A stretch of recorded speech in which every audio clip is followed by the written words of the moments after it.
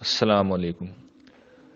ایک عزیز بہن نے یہ سوال کیا ہے کہ مختصر الفاظ میں ہم اپنا معافی الضمیر کس طرح بیان کر سکتے ہیں، اور خاص طور پر اس پس منظر میں کہ اگر ہمیں دعوت کا کام کرنا ہے۔ دیکھیے، مختصر گفتگو بڑی مؤثر گفتگو ہوتی ہے، اور اس کا راز دو چیزوں کو سمجھنا ہوتا ہے۔ ایک منفی نوعیت کی چیز ہے اور دوسری مثبت نوعیت کی چیز ہے۔ منفی چیز کو پہلے سمجھ لیجئے۔ عام طور پر ہمارا خیال یہ ہوتا ہے کہ ہم بہت زیادہ بول کر کسی شخص کو قائل کر سکتے ہیں، کسی شخص کو متاثر کر سکتے ہیں، لیکن یہ میں آپ کو بالکل صحیح بات بتا رہا ہوں کہ جس وقت آپ بہت زیادہ بولتے ہیں تو سامنے والا آپ کی بات نہیں سن رہا ہوتا۔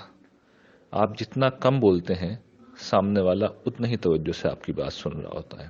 تو جس وقت آپ کو یہ یقین ہوگا کہ مجھے اگر اپنی بات پہنچانی ہے تو اس کے لیے کم بولنا ضروری ہے، تو پھر آپ ہمیشہ اپنے الفاظ، اپنے اسالیب اور اپنے خیالات کے انتخاب میں بڑا محتاط ہو جائیں گے۔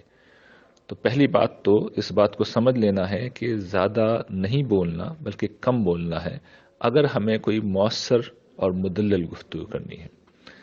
دوسری چیز جو مثبت نوعیت کی ہے وہ اس بات کو سمجھنا ہے کہ دیکھیے، آپ جو کہنا چاہ رہے ہیں پہلے اس خیال کو اپنے ذہن میں متعین کر لیجئے، اور اگر ہو سکے تو ایک، دو یا تین نکات کی شکل میں بس یہ سوچ لیجئے کہ مجھے ان ایک، دو یا تین نکات پر ہی اپنی بات کرنی ہے۔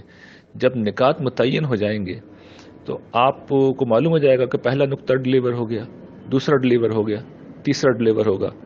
تو اب جب تینوں نقطے ڈلیور ہو گئے تو مجھے بات ختم کر دینی چاہیے۔ تو یہ مختصر مگر مؤثر گفتگو کرنے کا راز ہے۔ آپ کا بہت بہت شکریہ۔